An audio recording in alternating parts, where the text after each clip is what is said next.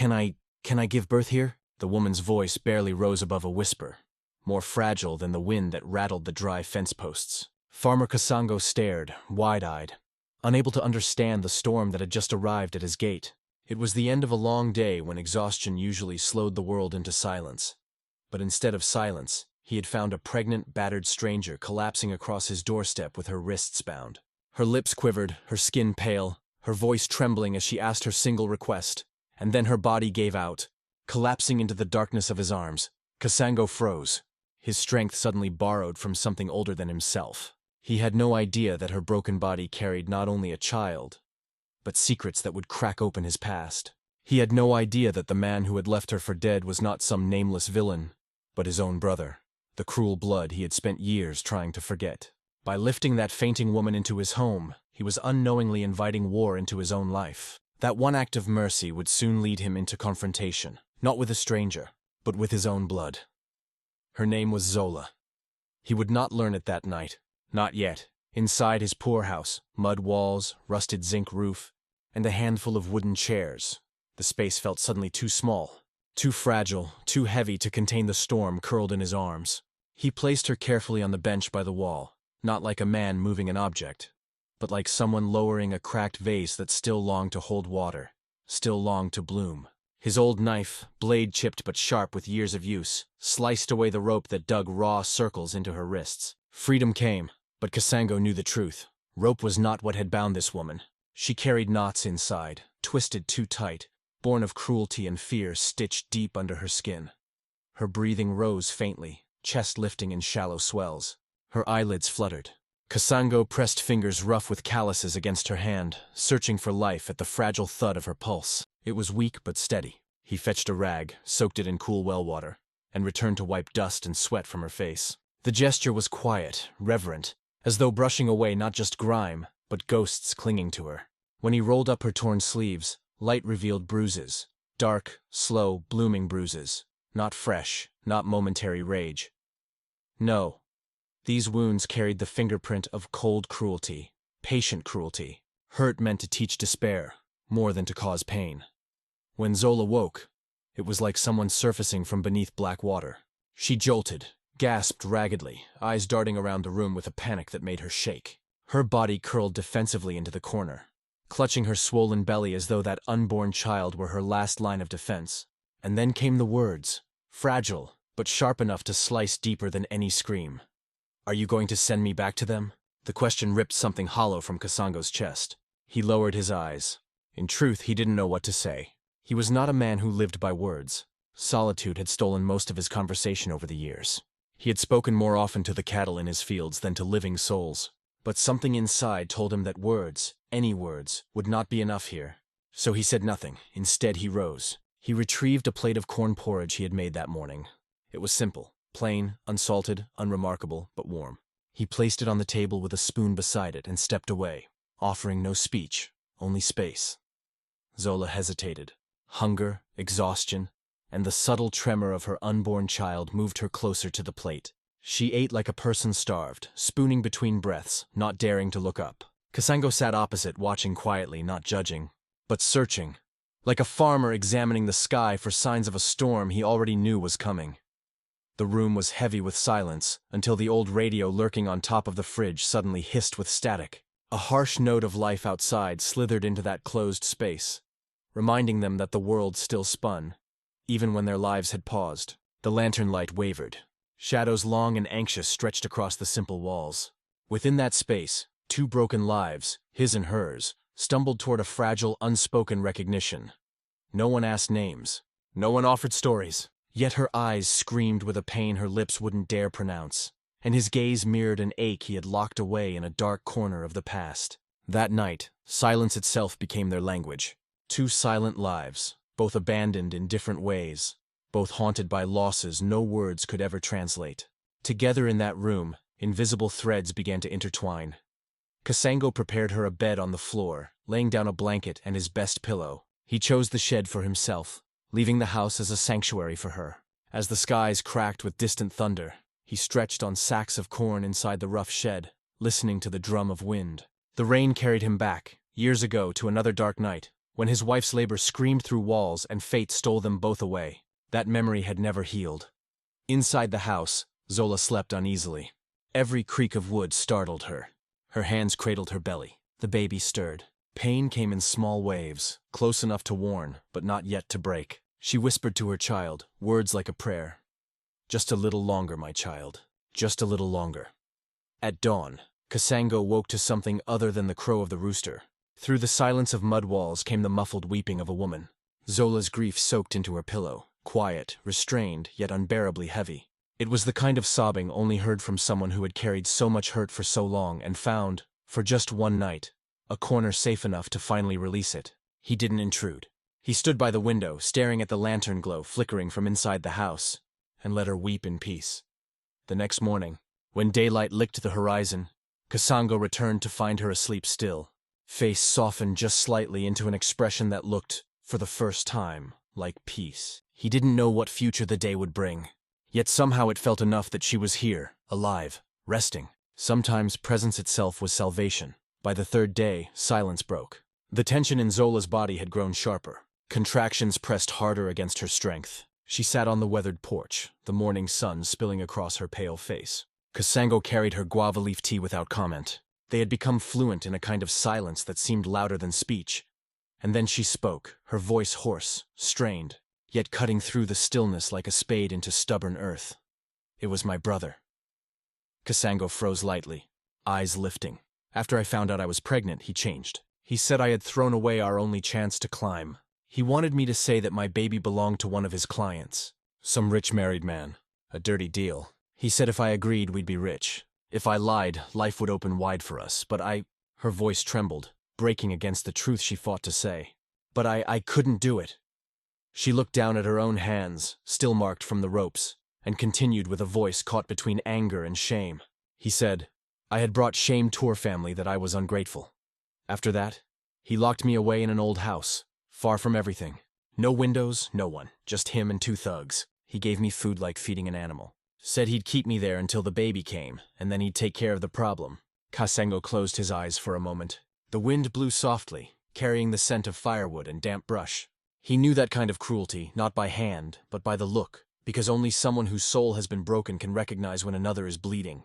Solo wiped away a tear that had slipped out without permission. "I only managed to escape because a neighbor, Donna Mabolika, left the back door open on purpose. She had never spoken to me, but I think she saw my eyes through the cracks, saw what he was doing. She knew, and even without saying a word, she saved me. Left the door, a blanket, and a piece of dry bread wrapped in cloth. I ran in the night with no idea where to go. I just walked and walked until I got here." She took a deep breath with difficulty. The baby moved, and she placed her hand on her belly like someone asking for calm. "I have no one else in this world. Mister, just this little one inside me. And this fear that follows me even in my dreams." Kasango stood slowly, walked to the edge of the porch, stood there for a while, looking at the sky, then turned back to her and said, "For the first time with firmness, no one's going to lock you up here or tie you down. Dot." And then he went back into the house. Zola stayed there motionless. That sentence was simple, but to her, it felt like hearing an ancient blessing. It was like someone had opened a window inside her, letting in a new wind. For the first time in a long while, she felt like she could breathe without fear. That night the sky was clear. The full moon lit up the yard, and the sound of crickets was the only noise in the air. Kasango slept in the shed again, but this time he brought the old dog with him, as if he knew the danger she had left behind might still have legs and the will to return. Because someone who does that to a pregnant woman usually doesn't take no for an answer. And Zola, by fleeing, hadn't just disobeyed. She had exposed the lie, rejected the scheme, and threatened the pride of a man who mistook blood for ownership.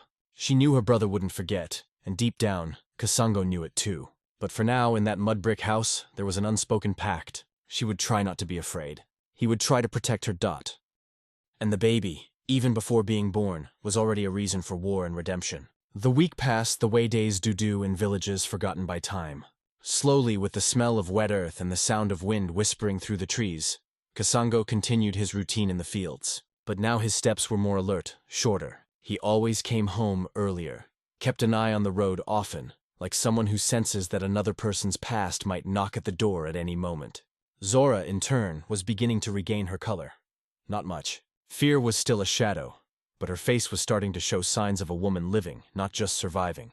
She moved around the house, washed the baby's cloths, stitched invisible names into the edges of the handmade diapers, and spoke little. But she already smiled, even if only on the inside.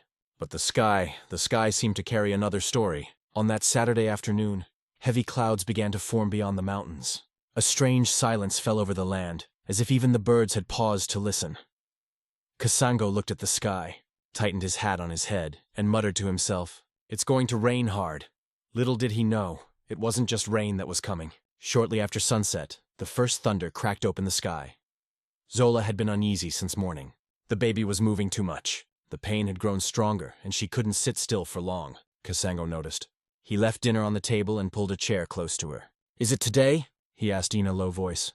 Zola nodded, holding her belly. She was pale, lips dry, her whole body on alert. She tried to smile, but it was a smile laced with fear. Fear that it wouldn't be in time. Fear that it would end like the last time she trusted someone. Fear of giving birth without a midwife, without help. Fear of dying. The rain came down like the sky was collapsing. The house shook with the first sharp lightning strike. The lantern swayed and cast long shadows across the mud walls. And then came the contraction. Strong, tearing, Zola screamed. Not out of despair, but from real pain. Pain that comes from deep within the soul. Kasango ran. He grabbed clean cloths, boiled water, brought the big bucket, and set it beside the bed. He was shaking. His calloused hands, used to working the land, now had to help bring life into the world. And there in that small room, beneath thunder and lightning, Kasango knelt before life and death. At the same time, Dotsola clutched the sheet tightly. She was sweating, crying, screaming, and even so, she found strength not to give up. It was as if she were giving birth to her whole story. All the pain, all the fear, all the scars. It was more than childbirth. It was a rebirth. Kasango said nothing, but his face spoke for him. Sweat dripping, eyes red with tension. His voice caught as he guided her. "Breathe. That's it. Hold on. He's coming." And he came in an explosion of silence between two thunderclaps. The baby's cry broke through the world. It wasn't loud nor strong, but it was real, alive, human. Kasango held him in his hands like someone holding a piece of sky. The small body was warm, wet, fragile, but whole. Dot. Zola sobbed. She cried like someone releasing an entire life in tears. Kasango looked at her and said, voice trembling, "He's okay. You're both okay." Dot. She reached out her arms, took the baby, and placed him on her chest. And there they stayed for a few minutes. Just the two of them, skin to skin, pain with relief, past with future. The thunder stopped for a moment, and the silence that followed felt sacred. Zora looked at Kasang. His eyes were red, his face sweaty, hands still stained with blood and hope. And then, without him asking, she said, "Now you know my name. I'm Zola Kasango," simply nodded. And for the first time he smiled. A short smile, but deep, a gesture of acceptance, as if to say, "Now you have a place." The rain still beat down on the roof. But inside, a new story was beginning. Not with promises, not with plans, but with ground, with blood, with tears, with roots, Dot, and with a name. Because sometimes saying your own name is the first step in no longer being just pain and starting to be someone again. In the days that followed little Thando's birth, the mud house, once a home of solitude and silence, began to breathe to a new rhythm. The baby's soft cries blended with the morning birdsong. And for the first time in many years, Kasongo woke up not to the weight of the land or theticking of work, but to the sound of new life. He never said it out loud, of course, but his gestures changed. The way he prepared the porridge, swept the yard, or glanced over at the makeshift crib, woven from straw and lined with cloths, hand-stitched by Zora's trembling fingers. All of it spoke, louder than words. But not everything had changed. Inside the farm's fence, outside the village had started to talk. Dot first came the stairs. When Kasango went to get supplies from Mr. Millie's small shop, he felt eyes on his back. Some whispered, others just looked away. But there was always that air of doubt, of quiet judgment, as if the man who had always lived alone in silence had suddenly crossed some invisible line. Then came the disguised visits.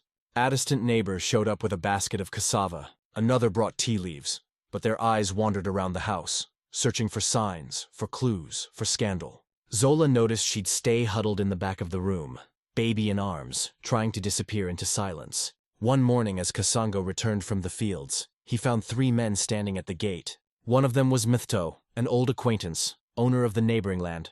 The others were men from the church. The conversation was short, dry, like the soil in drought. "Kasango, we heard there's a woman here, a stranger, pregnant, alone. That's dangerous." Kasango didn't reply. He just rested his hoe on his shoulder and waited. People like that bring trouble. Brother, the village has the right to know who she's, where she came from, what she's hiding. That's when he spoke for the first time with the firmness of someone who's lost too much. She's not hiding anything. She's healing. And here I decide who comes and goes. The silence that followed was heavier than any accusation. The men exchanged glances, swallowed their words, and left. But the seed of judgment had already been planted. The next day, an elderly woman named Memoria came to the gate, known for her harsh words, sharp tongue, and strict loyalty to tradition. She stood there for a while, watching the porch where Zola embroidered cloths with the initials TK Thando KASONGO. After a moment, she said aloud with no softness, "If you choose to raise a snake, don't complain when it bites." Solar heard it. She stopped stitching. The thread snapped between her fingers. She didn't cry, just looked down like someone who's heard worse before, but who had been listening from the other side of the door. Stepped out in silence, faced the old woman, and replied, "I already lost a daughter. I'm not losing anyone else." The old woman stared at him for a few seconds, as if trying to figure out whether that sentence was grief or a warning. Then she turned and walked away without another word. The village didn't return with direct words, but the indirect ones. Those continued whispers at the market, fake smiles, invitations that stopped coming. Kasango, a man of few visitors, didn't miss it, but Zora did. She felt every distance like a fresh wound. Even though she'd been welcomed, she was still a stranger. But between judgment and isolation, something unexpected took root. The baby Thando was the bridge, small, helpless, and yet powerful. Each of his smiles melted a stone.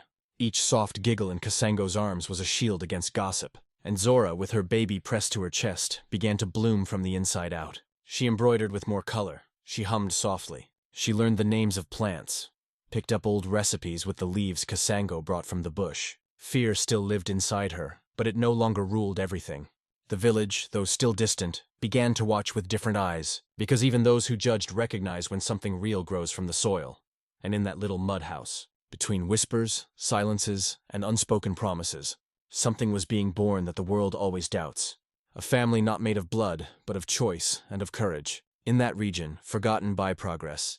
Time wasn't measured by calendars or clocks, but by harvests, the smell of rain, the song of birds, and now by the smiles of little. It was he who marked the days inside the mud house, bringing with him a kind of light that even the morning sun couldn't imitate. Since the day of his birth, a silent bond had been slowly woven between Zola Kasango and the child. Not made of promises or speeches, but of small, everyday gestures.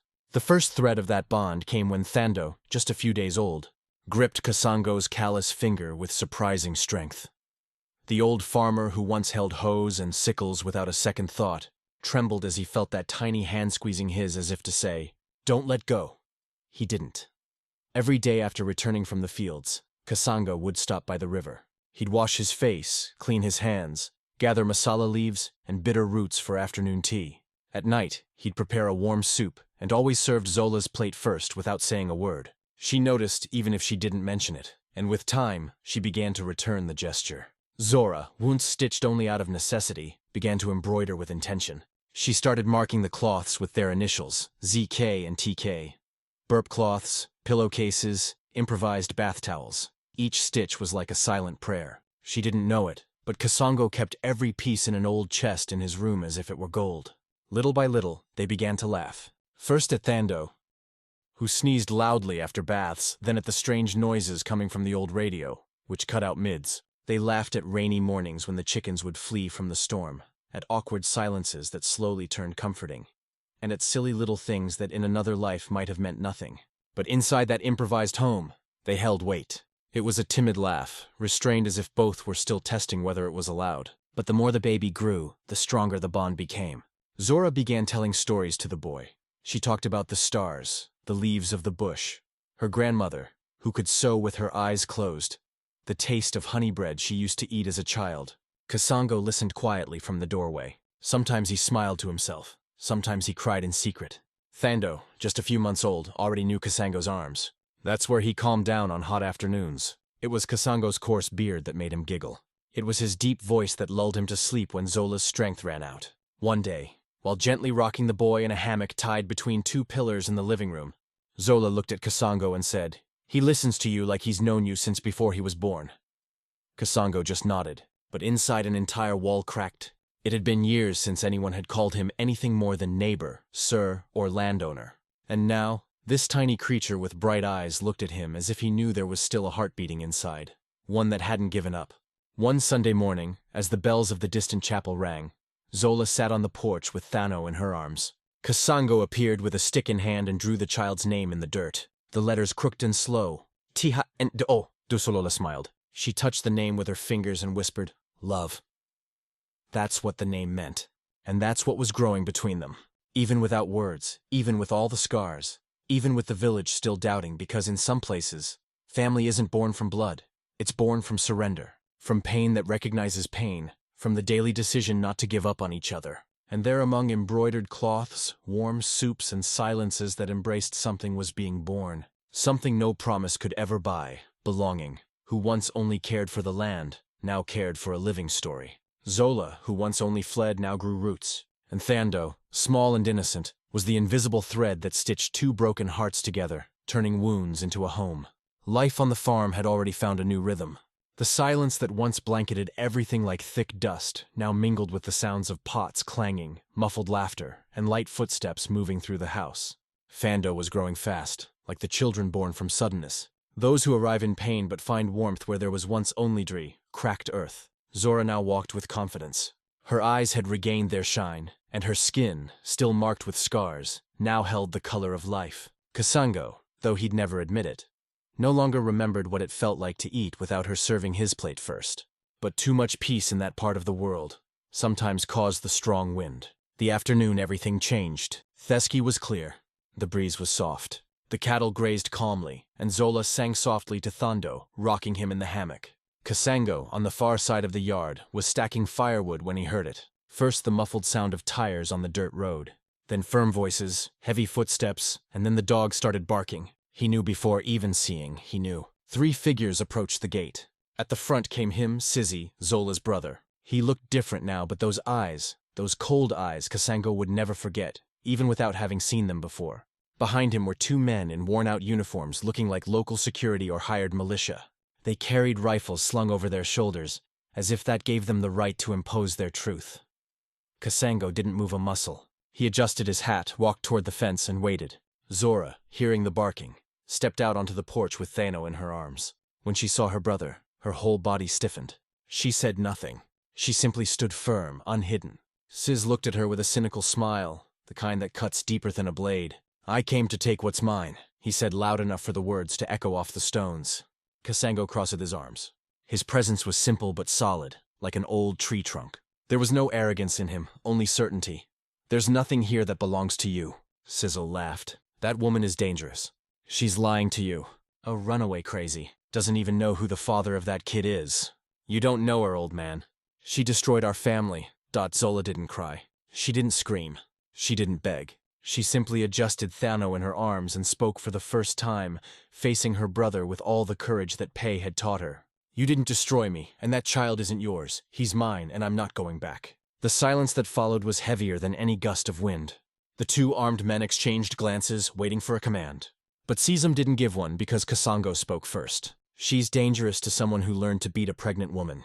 The words landed like stones. Sizel flinched, not from fear, but because for the first time, someone was challenging him without shouting. With truth, Kasango stepped forward. "Go ahead and shout. Go ahead and lie. Bring whatever authority you want. But here, this land answers to dignity. And here she has a name. She has a home, and she's someone to protect her." The men stepped back. Sis clenched his jaw. He knew the fight wasn't over, but he also knew that brute force had no place on this soil anymore. "This isn't over," he said, turning his back.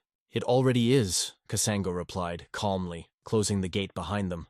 That night, the moon took its time to rise. The sky felt heavy, but no storm came, only silence. Inside the house, Zola cried for the first time since giving birth. It wasn't fear. It was her body releasing everything it had held in for too long.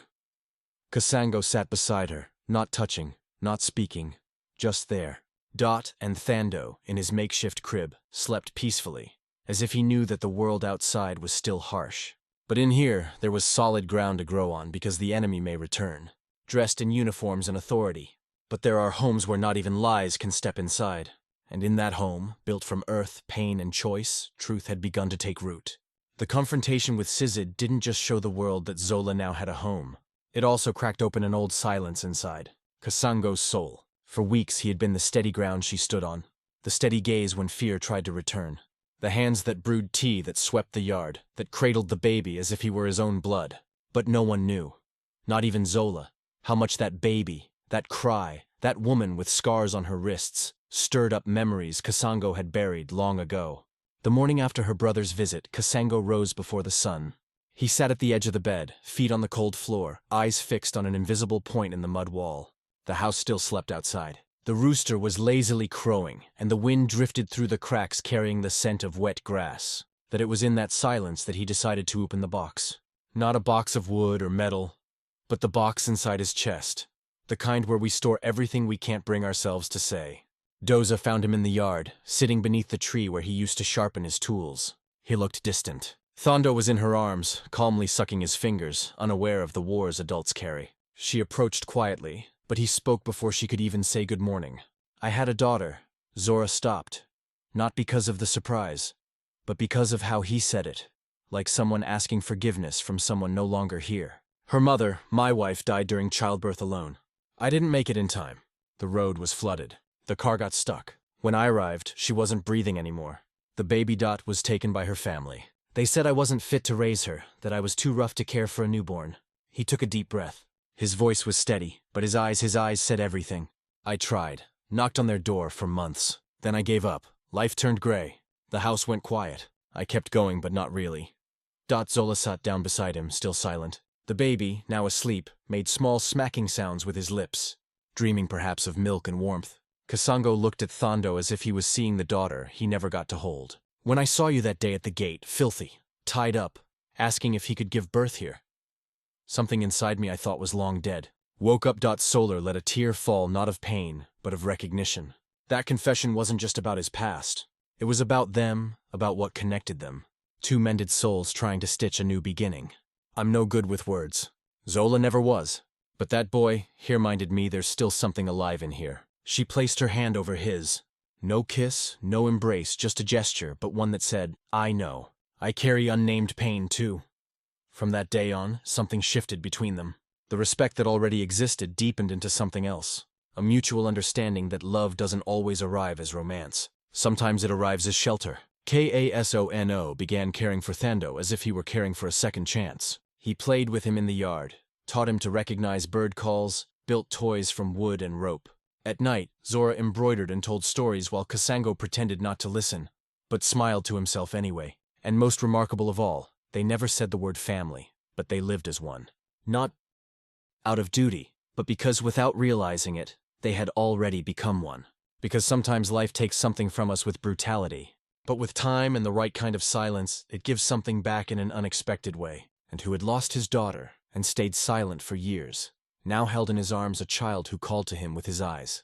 And that woman, marked by pain, now looked at him with a kind of faith that didn't come from religion but from trust. A slow trust built with bread. Silence presents the truth he had hidden now revealed didn't make him weaker in Zola's eyes. Quite the opposite. It was there between broken memories and tear-filled glances that their bond became unbreakable. Not by blood, but by shared story. And for those who've lost everything that is more sacred than any promise. Time. That old keeper of silent truths had begun to fulfill its role with quiet precision. The seasons shifted slowly, leaves dried and fell, and Thando had already taken his first steps across the mud in the yard. His tiny footprints, mixing with Kasango's deep boot arcs, became a new kind of landscape on the ground. And with each step the child took, the bond between the three of them grew stronger. But beyond the farm's fence, in the village, the divide didn't dissolve as easily as dust after rain. Sharp tongues stayed sharp. Judgmental eyes remained fixed. Some said Zora had bewitched the old farmer. Others murmured that the child was a burden disguised as a blessing. There were those who crossed the street when she appeared at the market, and others who simply pretended not to see her. But truth, that thing which grows slow like banana roots, began to show itself in unexpected ways. The first change came from where no one expected. Mama Narora, the same woman who once called Zora a snake, was the first to appear. She came down the dirt road leaning on her cane, her white hair wrapped in a scarf, breathing short and shallow. When she reached the gate, she didn't ask for permission. She simply looked at Zora, who was hanging cloth diapers in the yard, and said with a softness no one had ever heard from her mouth, "I was wrong." Zola froze, sheet in hand, motionless. The old woman continued, "I saw your boy sick the other night. You sat on the floor all night long holding him, praying, no screaming, no panic, just faith and care. I saw it and I remembered my daughter, the one who left and never came back." Zora said nothing, but her eyes spoke louder than any words. The old woman held out a cloth bag, brought an old syrup from my grandmother. "It helps bring down fever. Forgive me." And she left before forgiveness could even be spoken. But it had already been given. A few days later came another sign the tide was turning. A young man from the church named Sifo approached Kasango in the fields. He was the grandson of the local pastor, a man known for his rigidity, but Sifo's eyes carried gentleness. "My grandfather sent me to invite you back to church, sir," he said, "but I came on my own. I've heard what people say about Mrs. Ola, and I think if she lied to survive, and that we don't learn from the pulpit, but from life." Kasango nodded, offered water, and for the first time in years, he thought about stepping into the little clay chapel again. Not out of habit, but out of gratitude. The village little by little began to soften, first with glances that no longer pierced, then with quiet visits. Doza started to get greeted at the market. Thando was handed slices of cake by the older neighbors. The children began to play with him without their mothers pulling them away. And the rumors, the twisted, half-old stories began to fade like clothes left too long in the sun. But what truly changed everything came in the form of justice. Not from Kasango Shan's, not from Zola's prayers, but from the truth, which like a root insisted on pushing up through the ground. An anonymous report reached the local community police office. It spoke of old crimes, extortion, unlawful imprisonment, threats, all tied to the name Sizib. The investigation started slow, but it didn't stop. Several women from the region, once silent, began to speak up. And then one day, the sound of a police car shattered the village's usual hush. Cesar was taken not because of Zora, but because of what he had done to many others. For years, Kasango received the news with his usual silence. But deep in his eyes, something had changed. Not joy, not revenge, relief. Zola, on the other hand, retreated for a while. Fear still lingered like the shadow of a storm already past, but she knew she wasn't alone anymore. And more than that, her name was beginning to mean something beyond pain. That same week, she returned to the porch with Thando in her arms and began to sing aloud. It was an old song, one her mother used to sing when life was still simple. Kasango, listening from the shed, smiled, because that was the true victory. The community that once judged was now learning. Not because anyone preached to them, but because truth, when lived with dignity, transforms its surroundings. And in that mud house, where life had restarted without ceremony, everyone already knew, time may be slow, but it never fails to reveal who is who. That late afternoon, the sky seemed to be at rest. No clouds, no wind. The kind of day that ends with silent roosters, still trees, and sunlight slipping gently through the leaves. Inside the house, Thando slept deeply, worn out after a full day of chasing chickens, laughing freely, knees caked in mud. Kasango sat on the porch, peeling potatoes with the calm of someone who no longer lives in a hurry. Zola embroidered another cloth, this time stitching the boy's full name in red thread. Thando Kasango. Months of shared life had passed. Shared silences, pain transformed into routine, into care, into respect. What once was improvisation became habit. What once was fear turned into tenderness. But there was still something left unsaid. Something Zola had carried like a question she didn't yet have the courage to hear the answer to. And in that quiet twilight, she finally drew a breath. She set the needle down and looked at Casco. He didn't look back right away. He kept peeling the potato. Then paused halfway through. He knew something was coming, and he knew he needed to listen. Zora's voice didn't rise like a cry, nor did it tremble like a plea. It came out low but filled with truth. "Can I stay, even if my name still scares people?" Kasango didn't answer right away. He set the knife in the bowl, wiped his hands on a cotton cloth, looked up at the sky, and only then turned to her.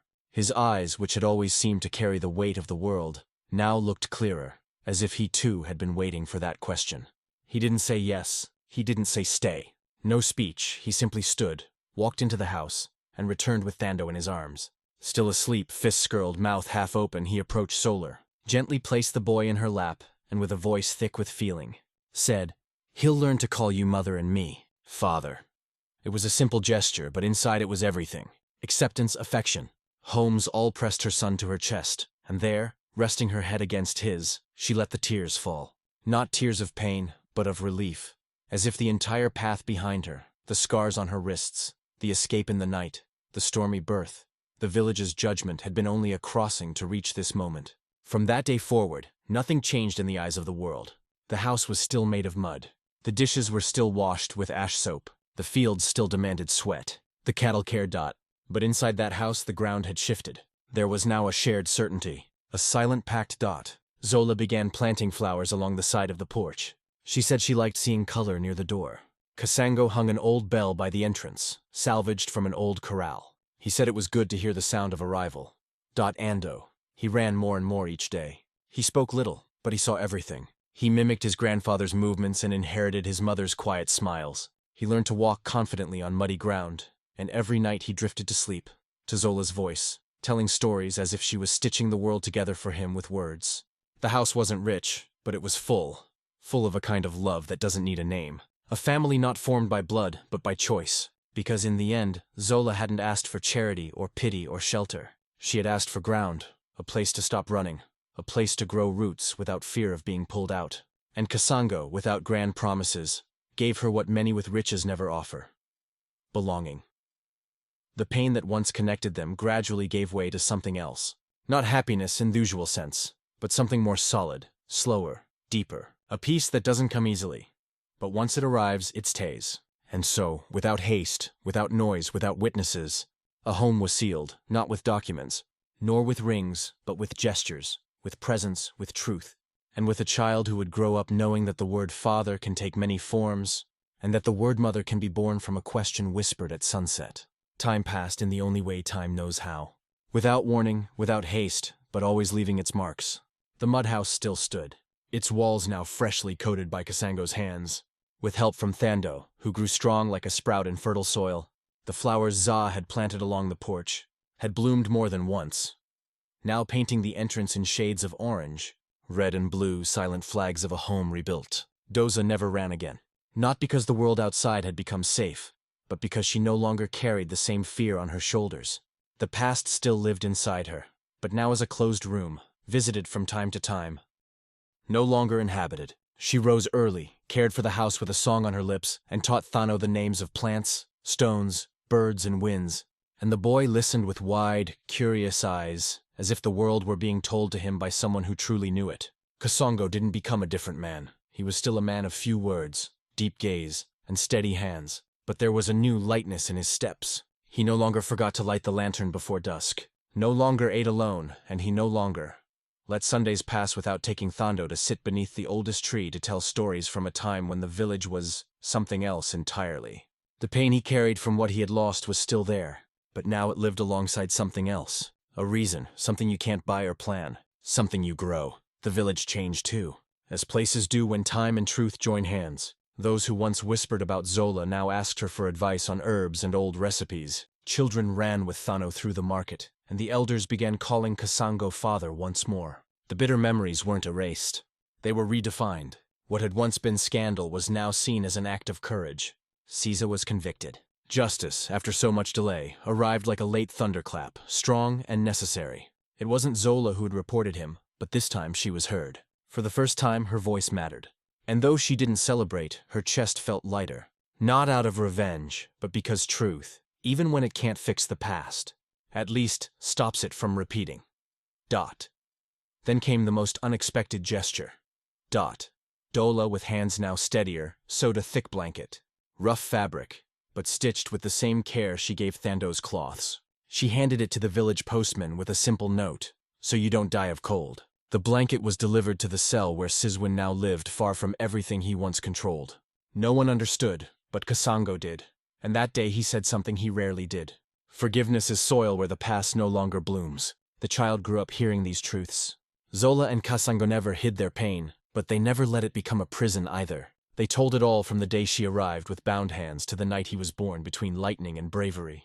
They didn't tell it to feed resentment, but to teach strength. And so Thando grew up knowing he was conceived in fear, but raised on steady ground. That the beginning of his story was marked by pain, but everything after the part that mattered was written in love. Today, those who pass along that dusty road and see the simple house with flowers swaying in the breeze, and the old bell ringing softly in the wind, may not imagine what once happened there. But those who know the story know this. That woman who once arrived in ropes with torn feet and a soul in pieces now walks free, not because she was rescued, but because she began again, with dignity. And that man, once buried alive by his own losses, now lives quietly without wealth, but with a heart that finally holds two names, Zola Thendot. And for those with eyes to see, that is more than enough. It is sacred. If this story touched your heart, let us know where you're watching from. Leave a comment below. We'd love to hear from you. Don't forget to like the video, share it with your friends and family, and subscribe to the channel. That really helps us keep bringing you real and emotional stories like this one.